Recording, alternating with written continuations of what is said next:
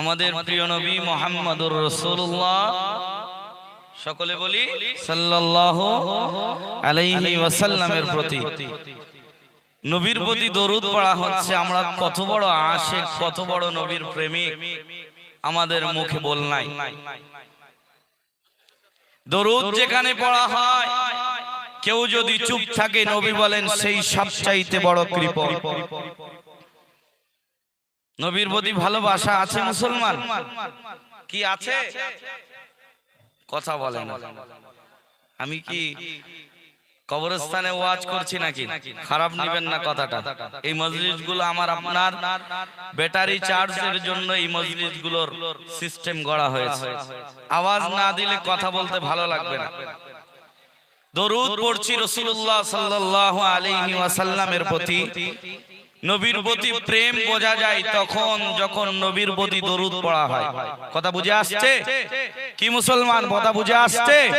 একটু দরুদ পড়ুন। আল্লাহুম্মা সাল্লি। একটু বেস বাড়াও, আওয়াজ হচ্ছে না তো।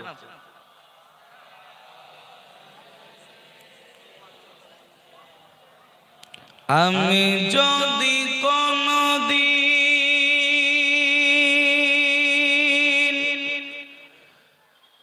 তায়েফে যাই, বলবো জমিনকে ডেকে নবীজির খুন ঝরলো কথায়, বলে দাও তাই আজ আমাকে প্রতিশোধের দামামা বাজাবো সেথায়। আল্লাহুম্মা সাল্লি আলা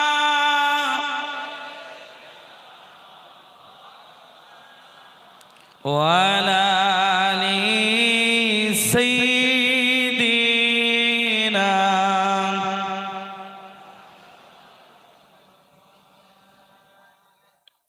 मुहम्मद ने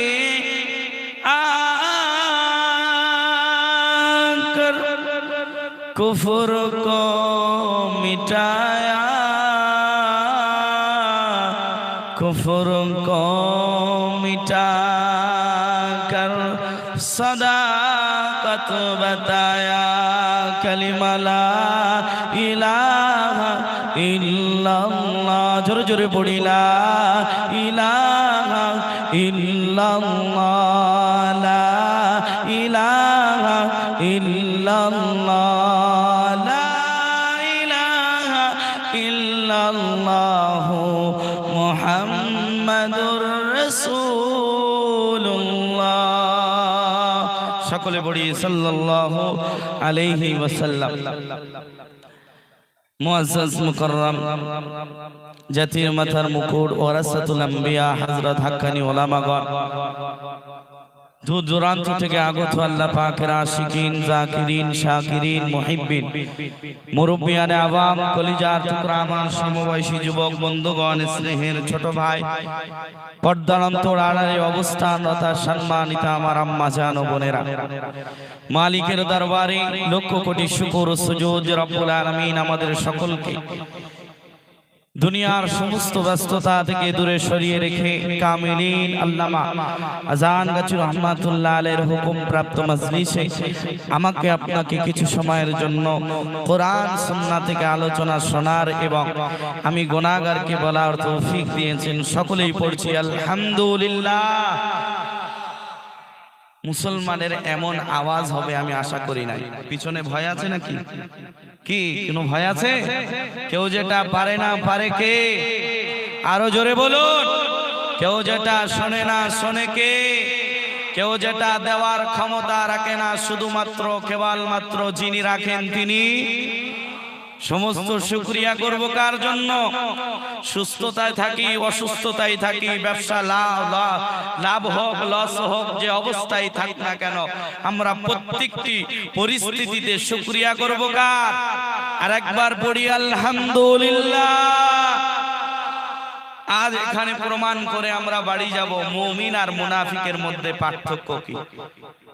মুমিন সর্বসময় রবের পক্ষে থাকবে, সত্যের পক্ষ থাকবে, রবের বড়ত্ব, রবের ধ্বনি উচ্চারণ করবে।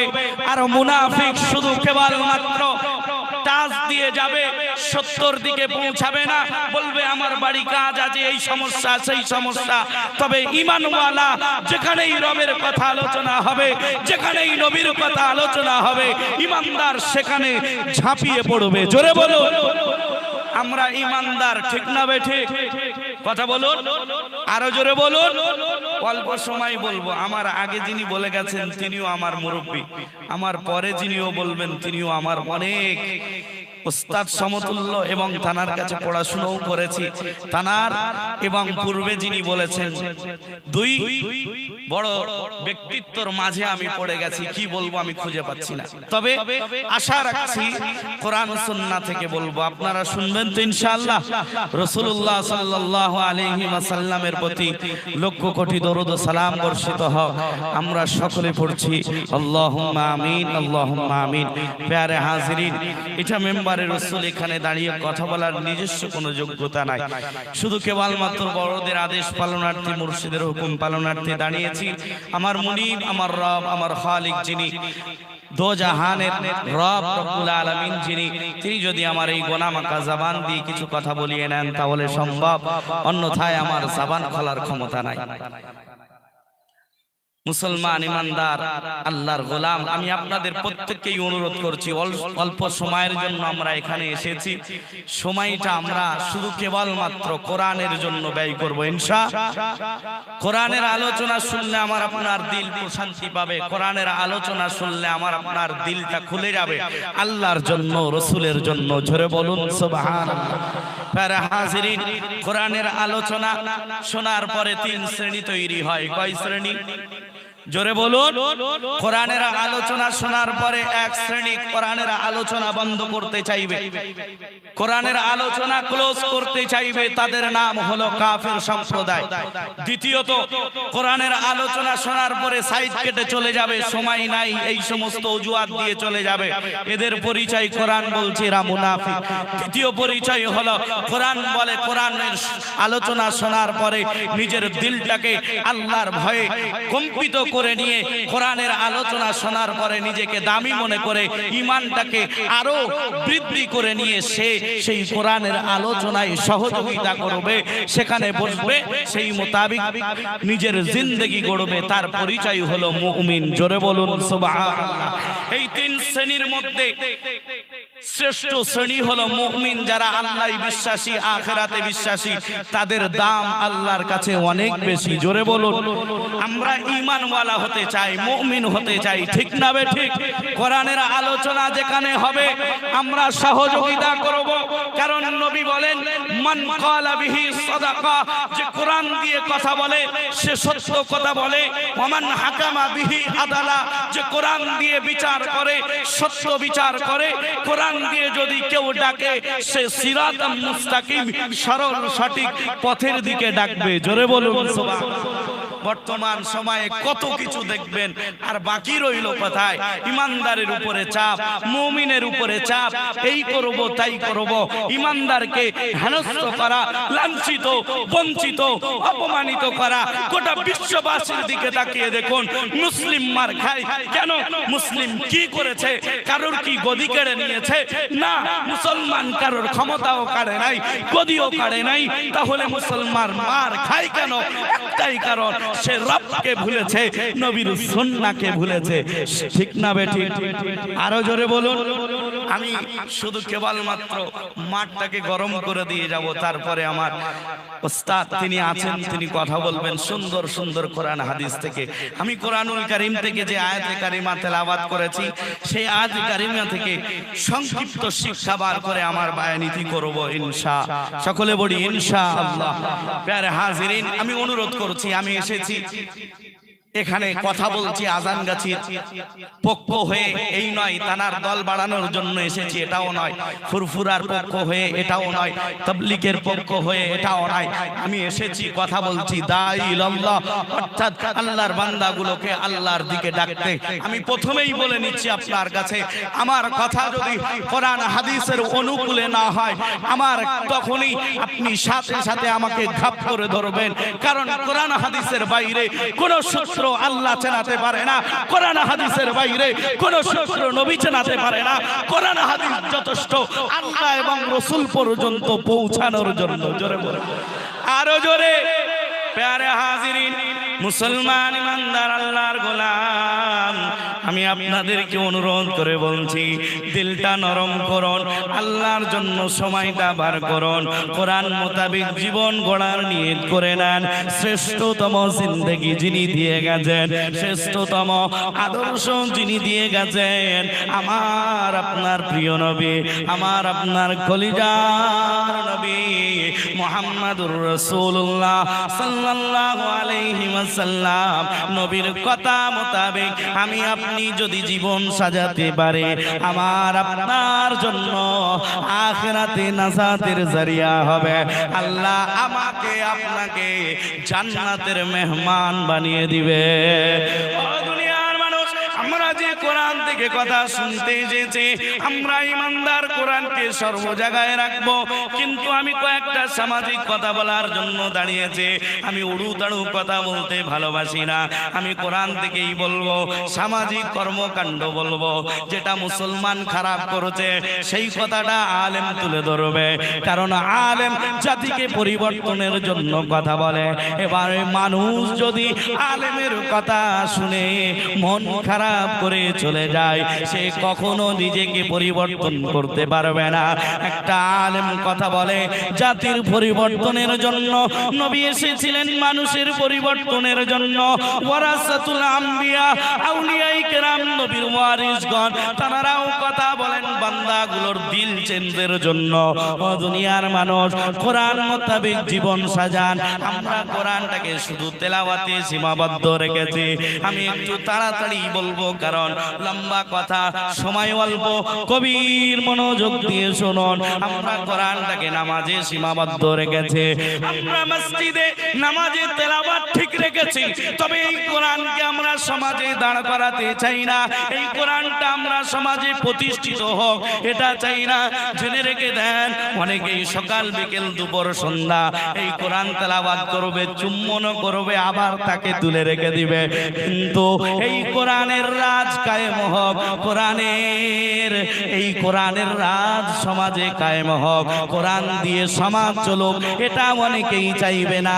জেনে রেখে দেন, যে চাইবে এটার পক্ষে যে দাঁড়াবে সে ঈমানওয়ালা, আর কোরআন যে দাঁড় করাতে দিবে না, চাইবে না, তার পরিচয় হলো সে পাক্কা মুনাফিক।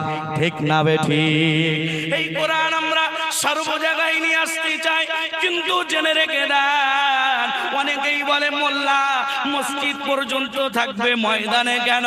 ও দুনিয়ার মানুষ, শুনে রেখে দেন, নবীজি শিক্ষা দিয়েছে, হে উম্মতেরা শোনো শোনো, আমি দুর্বল হয়ে দুনিয়ার জমিনে এসেছিলাম, আমি এতিম হয়ে দুনিয়ায় এসেছিলাম, তবে আমার জিন্দেগির দিকে হে আমার উম্মত একবার খেয়াল করে দেখো, আমি বিদায় নিয়েছি, আমি নবী রাষ্ট্রনায়ক হয়ে বিদায় নিয়েছি। জোরে বলবো, নবীজি তার 63 বছরের জিন্দেগির মধ্যে তাকিয়ে দেখুন, বেশি লম্বা হয়ে যাচ্ছে, আমি সেদিকে যাব না, মূল কথাটা বলে দিয়ে যেতে চাই, আপনার ঈমানটা জাগ্রত করে দিতে চাই।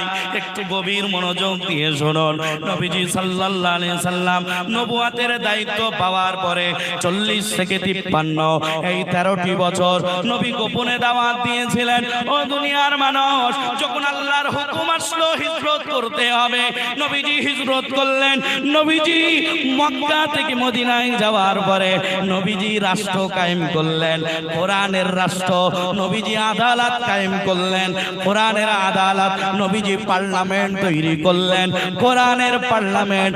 নবীজি নিজে 10টি বছর রাষ্ট্রনায়ক হয়ে তিনি এই কোরআন দিয়ে দেশ পরিচালনা করেছিলেন। জোরে বলুন।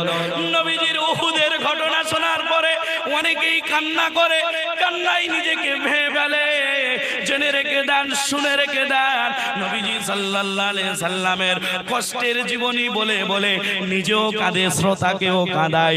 তবে ওই বক্তাকে কোনোদিন বলতে শোনা গেল না যে নবীজি কষ্ট করেছিলেন, ক্লেশ সহ্য করেছিলেন। তবে নবীজি এই কষ্টের পরে তানার বিজয় সময় এসেছিল।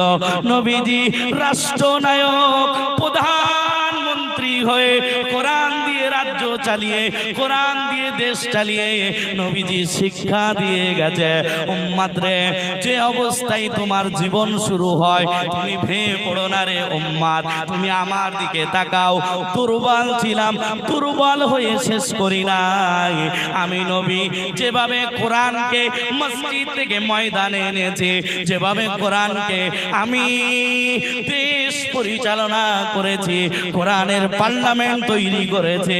হে উম্মাত, তুমি পারো আর নাই পারো, তোমার অন্তরে ইচ্ছা থাকতে হবে কোরআনের রাজ যেন আল্লাহ কায়েম করিয়ে দেয়। জোরে বলুন।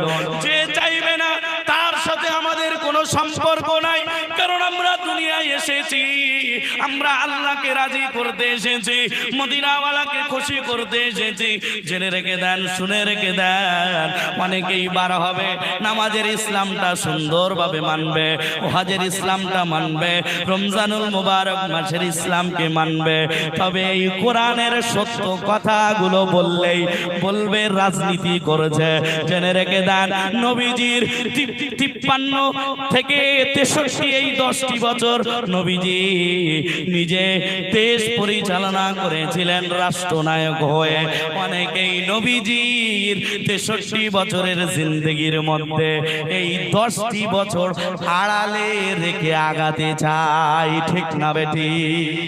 বলে নবীজির এটা পরিস্থিতি ভালো না, সময় ভালো না। জেনে রেখে দেন, শুনেও রেখে দেন, আপনি ঈমানওয়ালা, আপনার পরিচয় আপনি রবের গোলাম, আপনি শ্রেষ্ঠ নবীর উম্মত।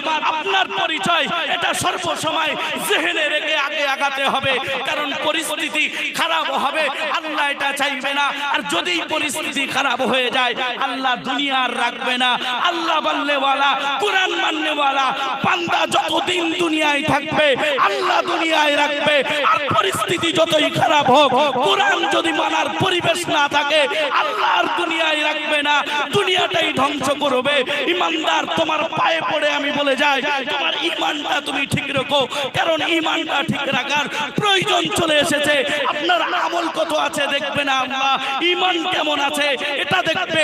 সাহাবায়ে কেরামদের জীবনী থেকে শিক্ষা পাওয়া যায়, সংখ্যা কেমন এটা আল্লাহ দেখে না। আল্লাহ রাব্বুল আলামিন প্রমাণ করিয়েছে 313 জন নিয়ে 1000 জনের ঊর্ধ্বে থেকে তাদের কাছ থেকে আমরা বিজয় নিয়ে এসেছি। ঈমানওয়ালার কিছু দরকার নাই, ঈমানওয়ালার শুধু ঈমানি চাচপা দরকার। জোরে বলুন সুবহানাল্লাহ, আরো জোরে বলুন। প্যারে হাজিরিন, বলবেন মাওলানা সাহেব এত গরম ওয়াজ কেন? ঘটনা বললেই ভালো হতো। জেনে রেখে দেন, আমাদের ঈমান টলমল করছে। আমরা শুধু মনে করছি অমুক চলে গেলে অমুক আসলে বাঁচাবে কে। কি বলেন, ঠিক না বেঠিক? পরিষ্কার কোরআনের আয়াত বলে যাচ্ছি, আপনার ঈমানকে জাগ্রত করে না। জেনে রেখে দেন, আমরা কারোর অধীনে থেকে আমাদের ঈমান বাঁচাবো, আমাদেরকে রক্ষা হবে, এটা আল্লাহ কখনো চাই নাই। ঈমানওয়ালা ভরসা করবে কার উপরে? আরো জোরে বলুন। ঈমানওয়ালা ভরসা করবে আল্লাহর উপরে। আল্লাহ বলেন একটা পরিষ্কার আয়াত, জেনে রেখে দেন, আল্লাহ যদি সাপোর্টে থাকে আমাদের ক্ষতি কেউ। আরো জোরে বলুন, আরো জোরে বলুন। ও দুনিয়ার মানুষ, আল্লাহ রাব্বুল আলামিন আলামিন কোরআনুল কারীমের মধ্যে বলেন ইয়ানসুরুকুমুল্লাহু ফালা গালিবা লাকুম। আল্লাহ রাব্বুল আলামিন পরিষ্কার যেন আমাদের চোখে আঙুল দিয়ে বলতে চায়, হে বান্দা শোন রে শোন, তোর ঈমান টলমল করছে, তুই কি মনে করিস অমুক এসে তোকে বাঁচাবে, অমুক চলে গেলে অমুক আসলে কি হবে? ও ভাইজান, না না না, আল্লাহ বলে ইয়ানসুরুকুমুল্লাহু ফালা গালিবা লাকুম। আল্লাহ বলেন আমি আল্লাহ যদি তোমাদের সহযোগিতা করে, আমি আল্লাহ যদি তোমাদের সাহায্য করি, তোমাদের সাথে থাকে, ফালা গালিবা লাকুম, তোমাদের কেউ তোমাদের উপরে বিজয় লাভ করতে পারবে না। জোরে বলুন আল্লাহ আমাদের সাথে পূর্বে ছিল কি ছিল না, বর্তমানে আছে কি নাই? কথা বলুন। কুল্লু মান আলাইহা ফান ওয়া ইয়াবকা ওয়াজহু রাব্বিকা যুল জালালি ওয়াল ইকরাম। জেনে রেখে দেন, কেউ যখন থাকবে না, আমার আল্লাহ আমার রব তিনি থাকবেন। জেনে রেখে দেন, সেই রবের উপরে আস্থা রেখে চলবো। রব যদি সহযোগিতা করে আমাদেরকে, আমাদের উপরে কেউ জয়যুক্ত হতে পারবে? বলে না পারবে।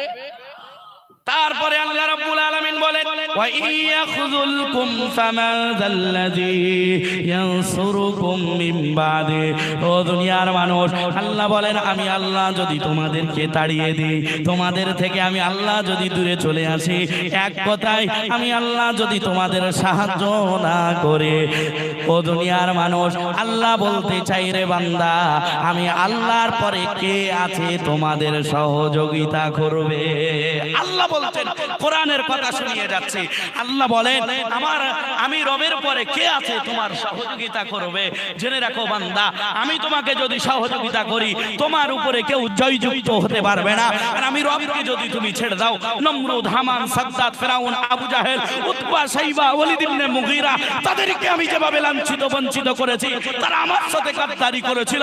জেনে রেখে দাও, ইব্রাহিম খলিল, মুসা আলাইহিস সালাতু ওয়াস সালাম, নবীজি সাল্লাল্লাহু আলাইহি সাল্লাম সহ সাহাবায়ে কেরাম সহ প্রত্যেকেই আল্লাহর উপরে তাওয়াক্কুল রেখে, রবের উপরে ভরসা রেখে নিজের জিন্দেগি নিয়ে আগিয়েছিল।